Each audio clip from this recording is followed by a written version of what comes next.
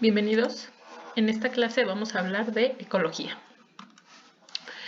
Para empezar a hablar de ecología vamos a comenzar con lo más básico. ¿Qué es una comunidad ecológica? Esta comunidad ecológica es un conjunto de poblaciones de diversas especies que interactúan en el mismo espacio. Una comunidad ecológica la podemos ver nosotros cuando vamos, por ejemplo, a un día de campo. Tenemos ahí diferentes tipos de árboles. Podemos tener pinos, pero de diferentes especies. Podemos tener árboles frutales de diferentes especies. Y allí, a pesar de que no lo notemos, existen también muchas especies de insectos, de animales pequeños, de aves, etc. Entonces, todas estas especies que interactúan en el mismo espacio se conoce como comunidad ecológica. Una comunidad ecológica tiene diferentes propiedades estructurales. ¿Cuáles son estas? En primer lugar, la riqueza de especies. Quiere decir el número de especies que conforman la comunidad. Como se los mencionaba, puede ser que en una comunidad existan 15 especies de pinos diferentes, 8 especies de ruiseñores diferentes, también así de insectos, etc. Entonces, mientras mayor sea el número de especies que convivan en la misma comunidad, mayor riqueza habrá de esta comunidad ecológica. La segunda propiedad es su composición, es decir, cuáles son las especies que conforman a la comunidad. Es obvio pensar que, por ejemplo, en el mar vamos a tener comunidades ecológicas formadas por peces, por, arrecifes, algas, etc. Y que ese tipo de especies no pueden existir en comunidades terrestres, por ejemplo. Entonces, la composición va a estar determinada por el lugar en el que se encuentre nuestra comunidad ecológica. La tercera es la estructura, es decir, cómo se distribuyen los organismos en este espacio en el que conviven. Puede ser estructura horizontal, es decir, qué tipo de especies o cómo están organizadas las especies en el terreno, o también puede ser una estructura vertical, ya sea que la comunidad sea nuevamente terrestre o marina, es decir, si tenemos una comunidad marina, la estructura vertical va a ser menor o más profunda que al ras del suelo. Y finalmente la fisonomía, que es lo que todos asociamos. ¿Cómo vemos un paisaje, por ejemplo? En este caso podemos tener bosques, podemos tener desiertos, podemos tener selvas, y cada una de estas comunidades tiene una fisonomía determinada por todos los componentes o las propiedades que le dé el lugar, ya sea el clima, la cantidad de lluvia que llegue, la radiación solar que llegue a ese punto del planeta. Entonces, en sí, las comunidades van a estar conformadas por una gran cantidad de características, tanto de las especies que lo habitan como del mismo lugar en el que se encuentren estas especies. En México, ya sabemos, México es un país megadiverso. ¿A qué se debe esta megadiversidad? Lo podemos resumir en tres componentes. Su posición geográfica. Sabemos, ubicamos nosotros dónde está México en un mapa mundi. Está en una posición que le permite un clima determinado. ¿Ok? Además, por la formación de los continentes, México también desarrolló una gran cantidad de cadenas montañosas que permiten ir regulando la temperatura de un ecosistema, por ejemplo. En esto hablamos de la diversidad de paisajes y también del aislamiento e historia evolutiva. Al inicio de los tiempos teníamos un solo continente llamado Pangea. Con el movimiento de las placas tectónicas, este megacontinente se fue separando en los continentes que conocemos ahora. Durante esta separación no es como que ya estuviera desarrollada toda la vegetación y todos los animales que hubieran en el organismo, y que una vez que se separaron ya cada uno tenía sus organismos, sino que a través de la evolución se fueron creciendo, se fueron desarrollando ciertas especies en ciertos lugares. Y dada la posición que tiene México y la evolución del planeta, México quedó de cierta manera aislado. Entonces México desarrolló una mayor diversidad debido a este aislamiento. La posición geográfica, la diversidad de paisajes y el aislamiento, todos están relacionados. No podemos separar una de otra porque una depende de la otra. Por ejemplo, el aislamiento va a depender de la posición geográfica, porque la posición geográfica la determinan dos regiones biogeográficas, la neártica y la neotropical, que es en medio de donde se encuentra México, lo que le da esta gran diversidad al país. Y lo podemos ver aquí en los ecosistemas que tiene México.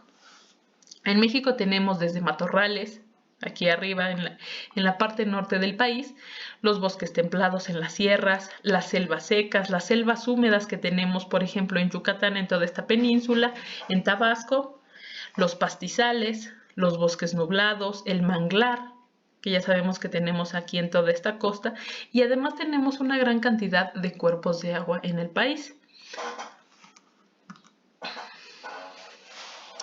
Otro de los componentes de la ecología o parte importante de la ecología es saber qué es la biosfera y qué compone a la biosfera. La biosfera va a estar compuesta de tres cosas: la atmósfera, la litosfera y la hidrosfera. La atmósfera, nosotros ya hablamos de ella en clases pasadas. Está formada por una mezcla de gases y esta va a estar estratificada de acuerdo a las alturas a las que lleguemos en la atmósfera. La atmósfera nos va a proveer de protección y es justamente la atmósfera que contiene la Tierra lo que permite el desarrollo de vida en esta. La litosfera va a ser aquella conformada por todas las rocas, todo el núcleo de la Tierra y las diferentes capas que forman a la Tierra van a formar a la litosfera, que al final de cuentas es donde nosotros nos desarrollamos. Y finalmente la hidrosfera está compuesta de todos los cuerpos de agua que existen en el mundo: los mares, los lagos, los ríos, las lagunas, etc. Entonces estos tres componentes al final componen a la biosfera. Para que en esta biosfera podamos nosotros desarrollarnos y en general los seres vivos se puedan desarrollar, tiene que haber un recambio o ciclo de ciertos componentes que se necesitan para la vida. Si sabemos, al inicio del universo mismo, en el Big Bang se creó toda la materia que existe en el universo y de la misma manera se creó toda la energía. Entonces, para que nosotros podamos seguir manteniendo la vida, tiene que haber ciertos ciclos que recuperen tanto la materia como la energía. En este caso vamos a hablar particularmente de materia. Empezando por uno de los ciclos más conocidos, el ciclo del agua. Ya sabemos que el agua la podemos encontrar en tres estados: sólido, líquido y gaseoso. Cuando está en estado líquido, por ejemplo, aquí, conforme la radiación del sol llega a los cuerpos de agua, calienta esta agua y se empieza a evaporar. Sabemos también que el agua tiene una gran capacidad calorífica, entonces se requiere bastante energía para poder evaporarla. Una vez que se evapora, sube a la atmósfera, ¿ok?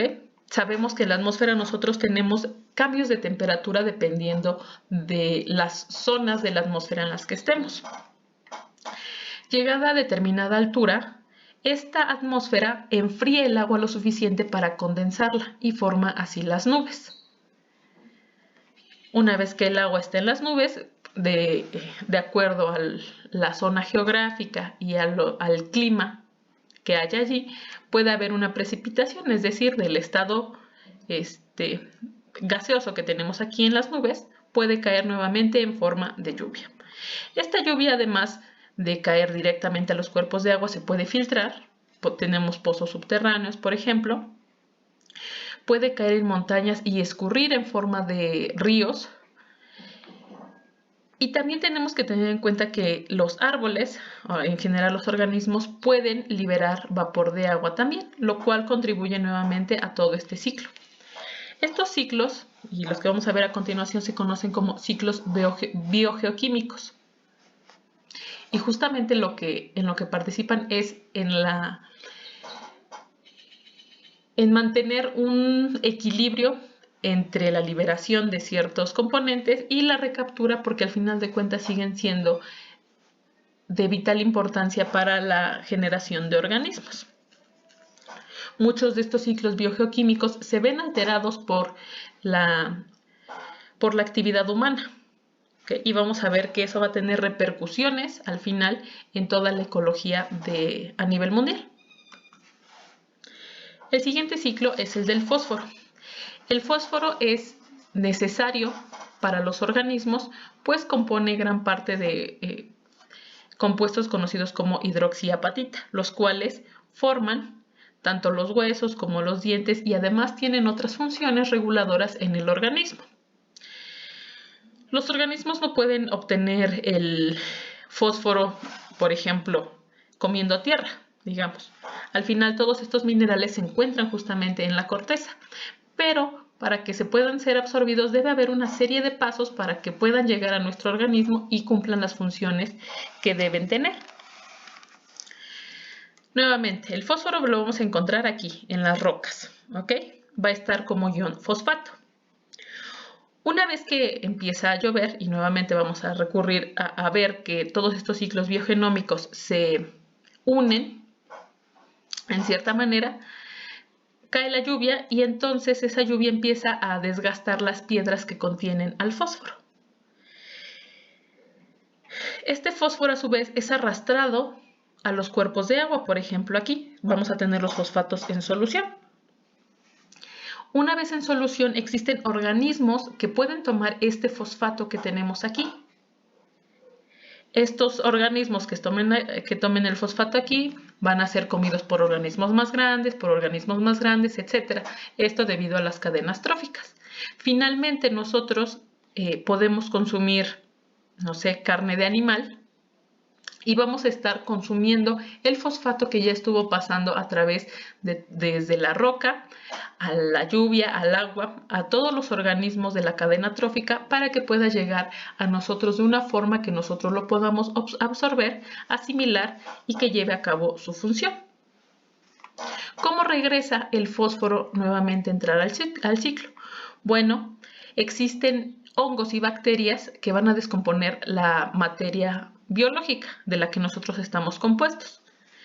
Estos hongos y bacterias van a encargarse de regresar el fósforo a la roca y nuevamente puede iniciar el ciclo del fósforo. Uno de las actividades humanas que altera este ciclo es la extracción de minerales.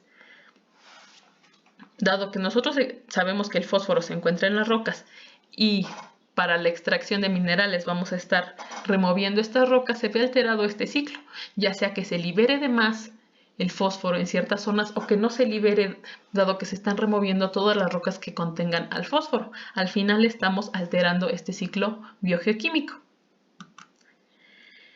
Uno de los ciclos más importantes es el ciclo del nitrógeno. El nitrógeno es esencial para la formación de proteínas y de ácidos nucleicos en nuestro cuerpo, que al final sabemos que son de las bases para la función humana.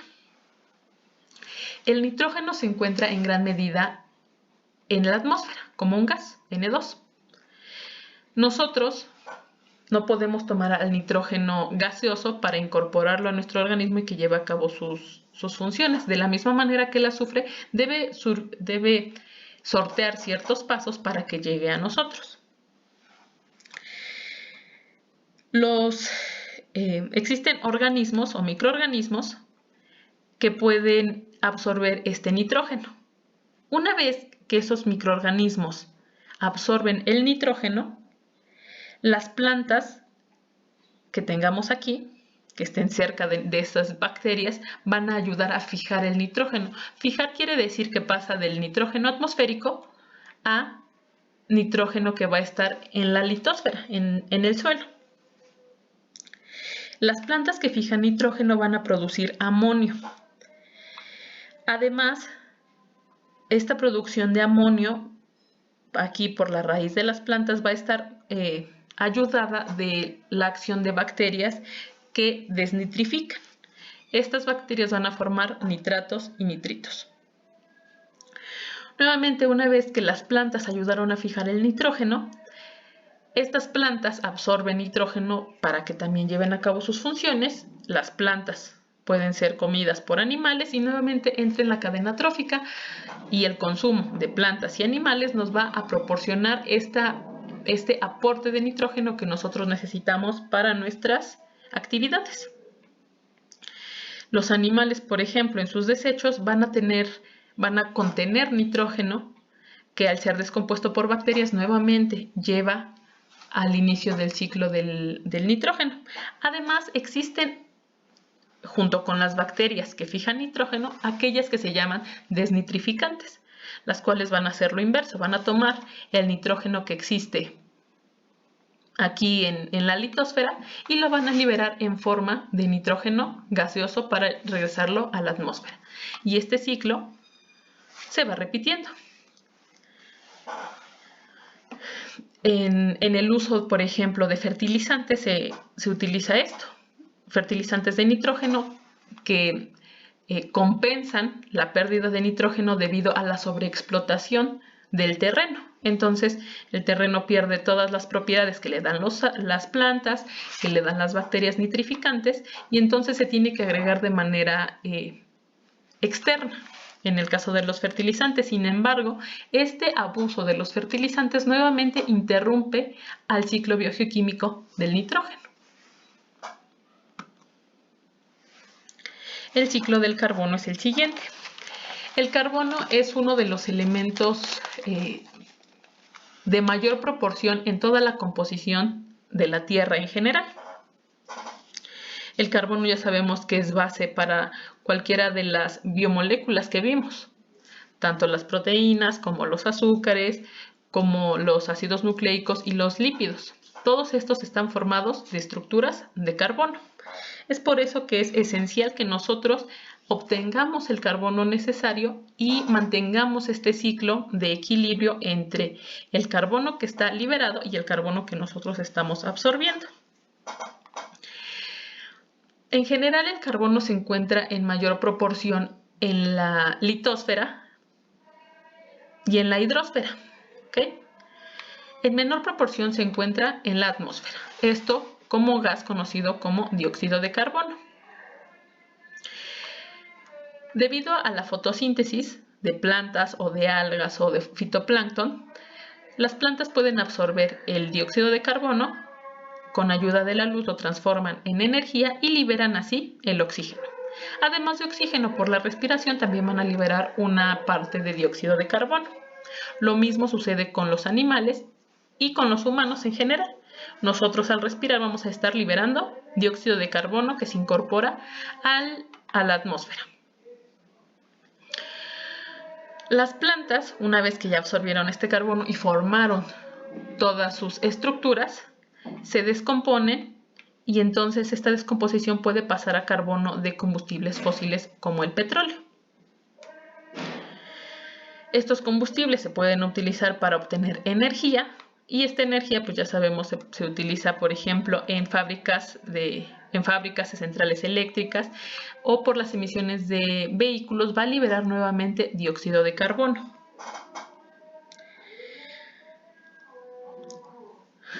Todas estas liberaciones de dióxido de carbono, digamos, se mantienen en un equilibrio. Es todas las que tenemos del lado izquierdo. Sin embargo, la actividad humana nuevamente libera una enorme cantidad de dióxido de carbono, lo cual altera este ciclo e impide es demasiado para que las plantas o todos los organismos fotosintéticos puedan regular esta producción de dióxido de carbono. Y es justamente el aumento en la emisión de dióxido de carbono lo que se ha asociado al cambio climático. Finalmente, el ciclo del azufre. El azufre nuevamente es, de la misma manera que el nitrógeno, es esencial para la formación de proteínas. Este azufre, como el fósforo, se encuentra en la corteza terrestre. ¿Cómo liberamos entonces este azufre que está en la corteza terrestre? Bueno, una de las maneras, de la misma manera que con el fósforo, es con la lluvia.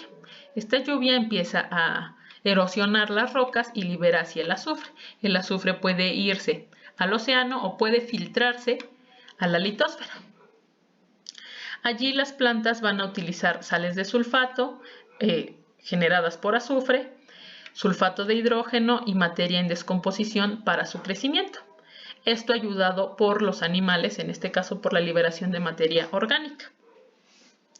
Además, el azufre también puede ser liberado por la acción volcánica, en este caso en forma de sulfato de hidrógeno.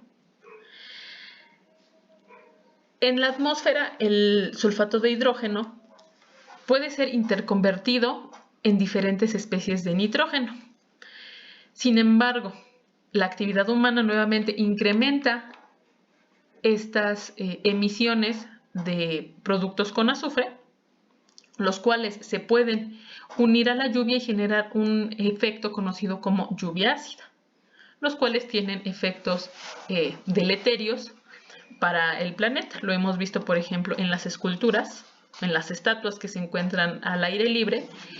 El efecto de la lluvia ácida las desgasta, dado que pues está lloviendo la lluvia no tiene un pH neutro como lo esperaríamos, sino más bien tiene un pH ácido que va a ir desgastando este tipo de estructuras. Y finalmente el ciclo del oxígeno. En este caso, el oxígeno va a tener gran importancia en la atmósfera. En primera, porque es uno de los componentes que nosotros necesitamos para la respiración, y en segunda porque el oxígeno en la atmósfera, por acción de rayos del sol, puede ser interconvertido a ozono. El ozono, ya sabemos, es la capa protectora, es como un protector solar que recubre toda la Tierra. Entonces es importante que se mantenga este ciclo del oxígeno para que continúe la interconversión entre oxígeno y ozono. El ciclo del oxígeno es sencillo. Sabemos que los animales o los mamíferos van a tomar ese oxígeno para su respiración. Una vez dentro, se utiliza el oxígeno y liberamos dióxido de carbono. Este dióxido de carbono puede ser capturado por las plantas o los organismos fotosintéticos, y ser transformado nuevamente en oxígeno que es liberado. Y este ciclo continúa. Nuevamente, un aumento en las emisiones de dióxido de carbono o una disminución en las especies fotosintéticas interfiere con este ciclo del oxígeno. Y ya vimos que al final de cuentas, si modificamos cualquiera de estos ciclos, modificamos también el resto, porque todos están interconectados. Ya que hablamos de ciclos, vamos a ver ahora lo que son los recursos naturales. En los recursos naturales los podemos clasificar en tres partes: los perpetuos, los potencialmente renovables y los no renovables. Los perpetuos son aquellos que sabemos que no se van a acabar. Por ejemplo, la energía solar es un recurso natural, el viento, la marea, todas estas energías que nosotros conocemos como renovables. Los potencialmente renovables son los que pueden renovarse en un periodo de tiempo más o menos considerable. Por ejemplo, los ciclos biogeoquímicos que acabamos de ver son recursos potencialmente renovables. ¿Por qué? Porque sabemos que si ayudamos a mantener el equilibrio en estos ciclos, vamos a tener un ciclo que siempre nos va a estar proveyendo de lo que necesitamos y que nosotros podemos proveer al ciclo de los elementos necesarios para que éste continúe. Y finalmente también tenemos los recursos no renovables. Son aquellos que existen en una cantidad que se puede terminar o que tardan millones de años en renovarse. Por ejemplo, el petróleo y los minerales. El impacto ambiental es un cambio que ocurre sobre una comunidad ecológica. Estos cambios pueden ser graduales o repentinos. Y los cambios ambientales no siempre deben ser dañinos, también pueden ser beneficiosos. Pero en muchos de los casos, o en la mayoría de los casos, un impacto ambiental casi siempre es catastrófico sobre la comunidad ambiental de la que se esté hablando. Por lo tanto, el impacto ambiental es el resultado positivo o negativo de las actividades del ser humano sobre la naturaleza. Acabamos de ver con los ciclos biogeoquímicos que la naturaleza tiene esta capacidad de autorregulación. Los ciclos se rompen generalmente cuando nosotros, como humanos, incrementamos nuestras actividades y por lo tanto rompemos estos ciclos, lo cual tiene un impacto sobre el ambiente. Un impacto ambiental positivo sucede cuando las consecuencias que se manifiestan en un ecosistema no implican la destrucción de la vida. ¿Okay? ¿Cuáles son las causas de este deterioro ambiental? Podemos enlistar las siguientes. La sobreexplotación de los recursos.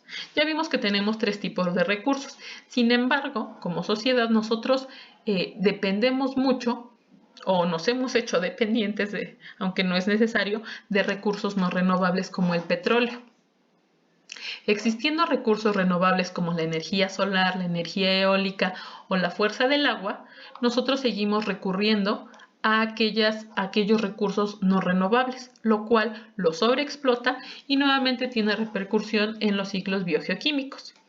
La segunda es la destrucción del hábitat y nosotros lo hemos visto, por ejemplo, en la tala sin control de ciertos bosques o selvas, el robo de especies en peligros de extinción desde su hábitat para ser vendidos.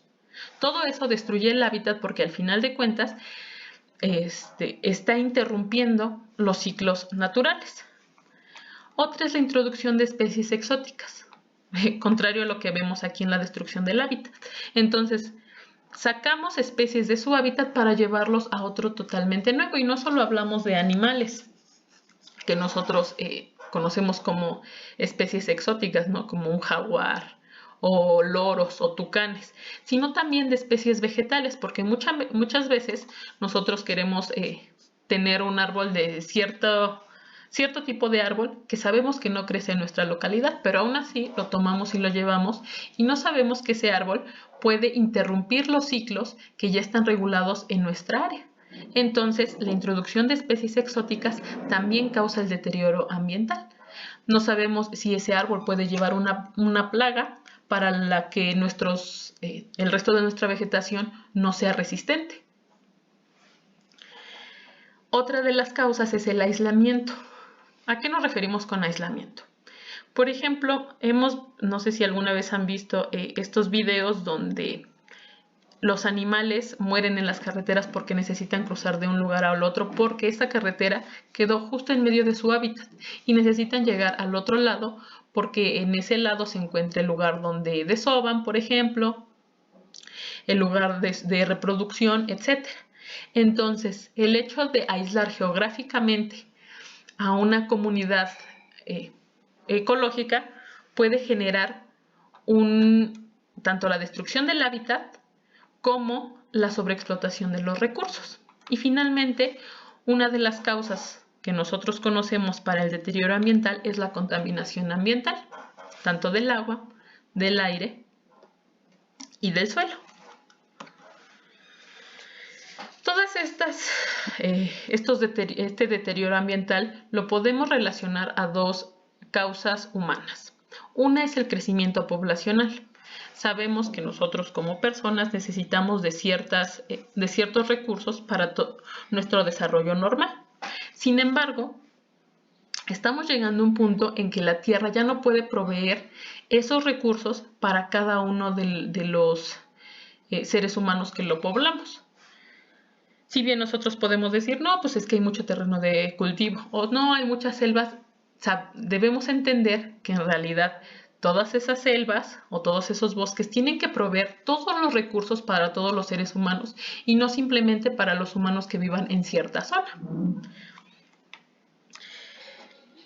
Esto es algo preocupante debido a que el crecimiento poblacional ha tenido un avance exorbitante. A inicios del siglo XIX, el crecimiento era lento. Esto debido a los avances en la ciencia. Muchas veces el tiempo de vida de una persona era bajo, a pesar de que se tenían muchos hijos, no muchos llegaban a la adultez. Sin embargo, conforme fueron generándose estos avances en la medicina, se fueron controlando las pandemias, por ejemplo. Con el descubrimiento de la penicilina también se aumentó la vida media de un humano y por lo tanto tendemos a vivir más y tendemos a hacer más. Con lo cual estamos abusando de los recursos de los que nos puede proveer el planeta. Otra de las características, otra de los efectos del deterioro ambiental es el consumismo. Nuevamente regresamos a los recursos naturales.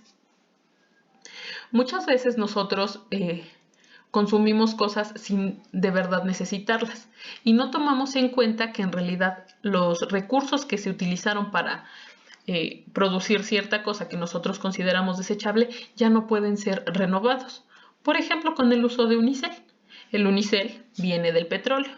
El petróleo sabemos que es algo no renovable.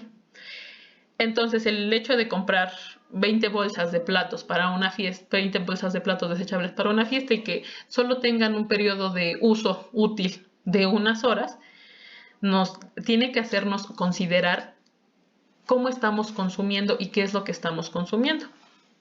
Al final, todos en el planeta vamos a consumir cosas, pero lo tenemos que hacer de manera inteligente, tener un consumo responsable. ¿Para qué necesito esto? ¿O de verdad lo necesito? ¿Me va a dar me va a dar solo cierto, o le puedo dar solo cierto tiempo de uso, o me va a durar mucho tiempo? ¿Por qué lo quiero? ¿Por qué lo necesito? Entonces nos tenemos que hacer este tipo de preguntas a la hora de comprar cosas, si necesitamos o no, si son una necesidad o si son algo que simplemente queremos, y que al final de cuentas, si son necesidad, lo hagamos de la manera más responsable posible. Ahora vamos a entrar un poco en cuáles han sido los efectos del deterioro ambiental más importantes a nivel global. Uno de los principales es el cambio climático. Cuando hablamos del ciclo biogenómico del carbono, hablamos un poco de esto. Las emisiones de CO2 debidas a la actividad humana propician este cambio climático. Primero vamos a ver que el clima es un factor que está causado por una gran variedad de razones, ¿ok? Puede ser, por ejemplo, la atmósfera que esté en esa zona, la hidrosfera, la litosfera, la criosfera, etc. Entonces, el clima de una zona va a ser debido a una gran variedad de variables. Y vamos a denominar cambio climático a la modificación del clima con respecto al historial climático en una escala global o regional. Por ejemplo, nosotros podemos decir, no, es que no hay cambio climático porque este año se está sintiendo más frío. Pero en realidad tenemos que tener en cuenta todo el historial del clima que ha habido en ese mismo sitio a lo largo de los años. Puede ser que durante 30 años se mantuvo, no sé, un clima o una temperatura promedio de 17 grados en este día precisamente. Pero vemos que conforme aumentan los años, el clima aumentó a 17.5 grados, a 18 grados, a 19 grados. Entonces, a pesar de que nosotros tengamos la sensación de que hace más frío, tenemos que ver que el cambio climático no es con respecto de un día a otro, sino es un historial a lo largo de los años que nos dice cuál es el clima que debe haber en este lugar para que se mantenga un equilibrio ecológico. Uno de las causas de este cambio climático es el efecto invernadero. Ya vimos que la atmósfera tiene diferentes capas y estas capas tienen diferentes funciones. Por ejemplo, el ozono va a actuar como un protector solar, nos protege de los efectos dañinos de la radiación solar. Además, la atmósfera va a actuar como que atrapa los rayos solares. Aquí tenemos esta capa de la atmósfera, entra la radiación solar y para mantener la temperatura del planeta, la atmósfera impide que la radiación salga. Se va disipando conforme pasa el día para que no tengamos estos cambios bruscos de temperatura. Entonces, llega la radiación solar y si tenemos una atmósfera sana, por así decirlo, esta radiación va a quedarse en una parte y otra parte va a ser reflejada, va a salir por completo. ¿Qué pasa cuando incrementamos la emisión de gases que impiden la salida de la radiación? En vez de que se reflejen 3 rayos de luz solar, por así decirlo, solo se refleja medio rayo de luz solar. Por lo tanto, toda esta energía térmica que llega al planeta se queda guardada en el planeta, lo cual incrementa la temperatura.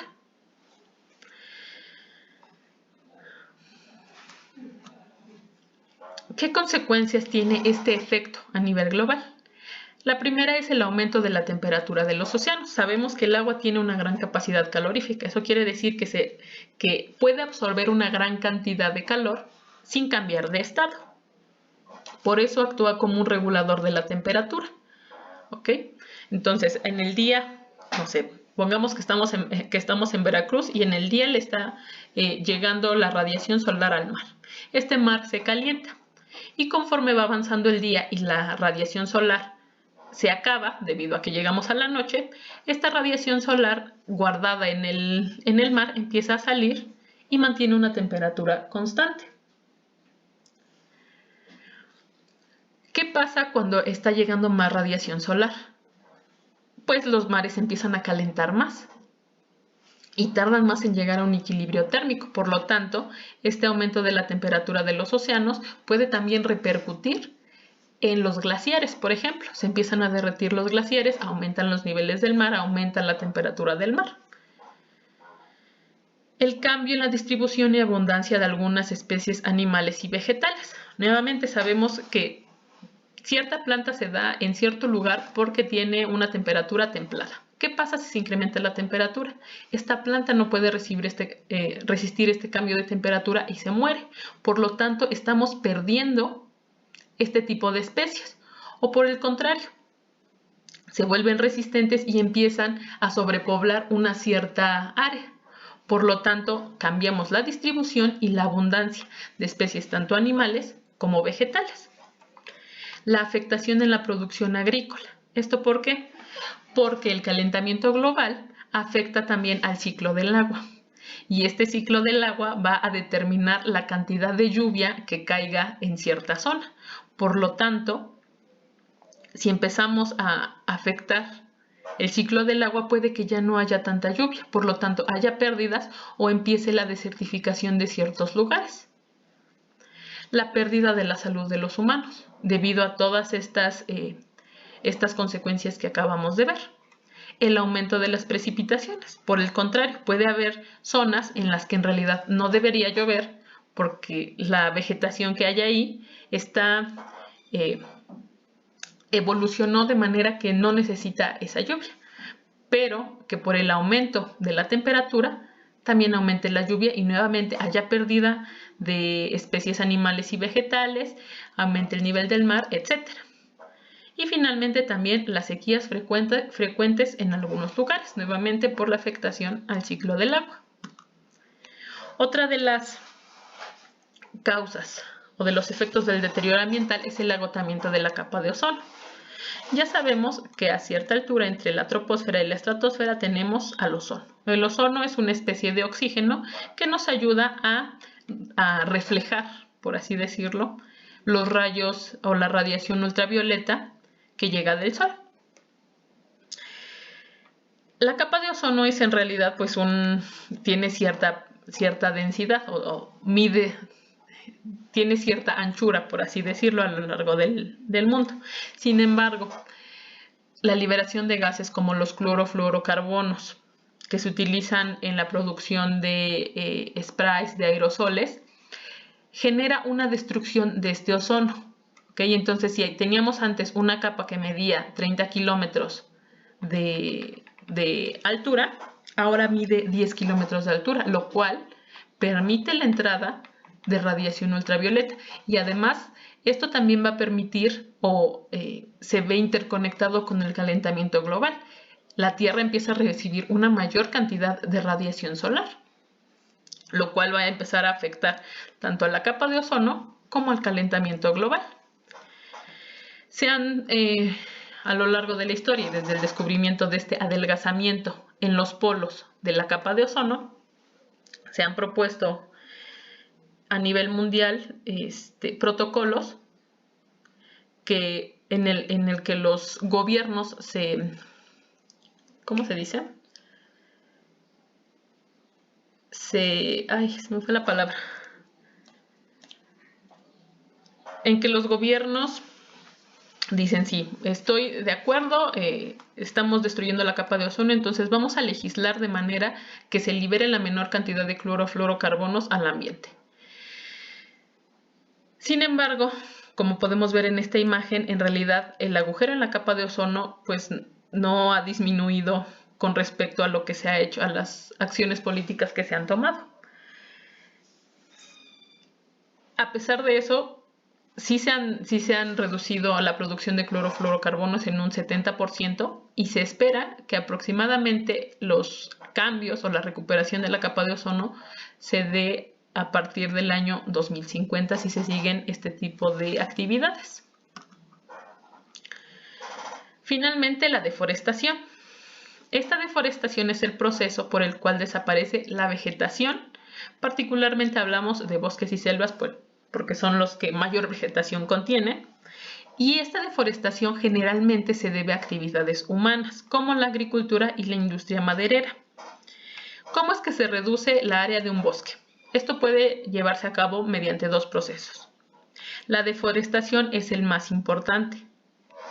Por ejemplo, la tala excesiva o el aumento de las zonas de agricultura. Cada vez vamos tomando más hectáreas para plantar más recursos como maíz, trigo, porque somos más y necesitamos más alimento. Esto reduce el área de un bosque que al final es una comunidad ecológica que está regulada y que nos proporciona otro tipo de recursos naturales. Y otra de las causas puede ser los catástrofes naturales. Estas pueden destruir bosques y muchas veces cuando hay catástrofes naturales, el bosque puede regenerarse. Sin embargo, hay algunas veces en las que, pues no. Ya habíamos hablado de que los efectos que tiene el humano sobre el ambiente pueden ser positivos y negativos. Nosotros podemos tener un efecto positivo sobre la reforestación, por ejemplo. Entonces, para aumentar el área de un bosque, nosotros nos podemos juntar para reforestar, es decir, plantar árboles en tierras que no eran forestales, es decir, en tierras que no se debía haber talado. Para esto hay que tener en cuenta que nos debemos informar. Si nosotros queremos iniciar un proceso de reforestación, en cierta zona debemos informarnos de qué especies son las que debemos plantar ahí. No es porque si ya tenemos ahí, bueno, vamos a plantar unos mangos, unos aguacates o qué sé yo. Al final debemos ser conscientes de que en una comunidad ecológica debe haber cierto tipo de especies como lo veíamos al inicio. Y otra de los aumentos en las áreas del bosque puede ser por expansión natural.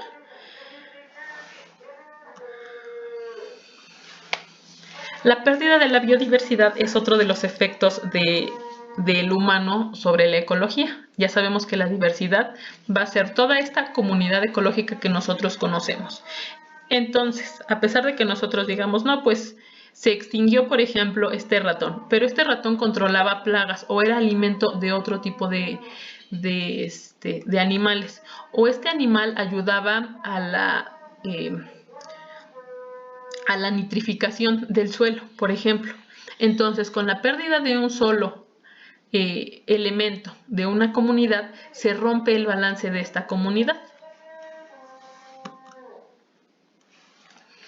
¿Cuáles son las amenazas de la pérdida de la biodiversidad?